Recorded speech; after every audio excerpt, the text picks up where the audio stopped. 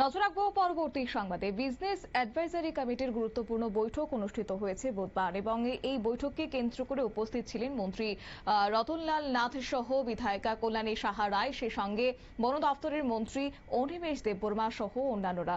এবং গোটা বিষয়কে কেন্দ্র করে একাধিক গুরুত্বপূর্ণ বিষয় উত্থাপন করা হয়েছে আজকের এই বৈঠকে। পাশাপাশি এদিন আলোচনায় উঠে এসেছে যে বাজেট অধিবেশন আগামী 21শে মার্চ থেকে শুরু হচ্ছে বিধানসভার বাজেট অধিবেশন, যা কিনা চলবে 1 এপ্রিল পর্যন্ত। এমনটাই জানিয়েছেন মন্ত্রী রতনলাল নাথ। কি বলছেন তিনি, শুনুন। এটা একদম 21 মার্চ শুরু হবে, শেষ হবে 1 এপ্রিল। বিরোধীরা যে দাবি করেছে এর থেকে একদিন বেশি করিয়ে দিয়েছি।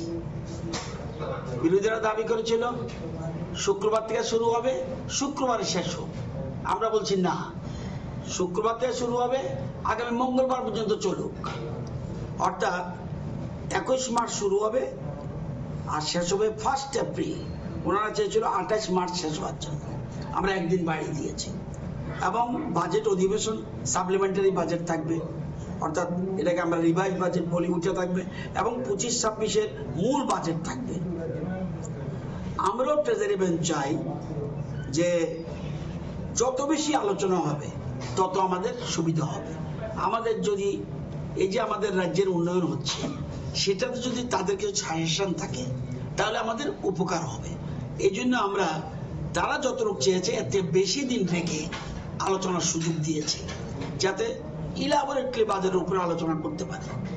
তো আমরা সর্বসম্মতি বলবো না, আমরাই বরঞ্চ হাউস বাড়িয়ে দিয়েছি।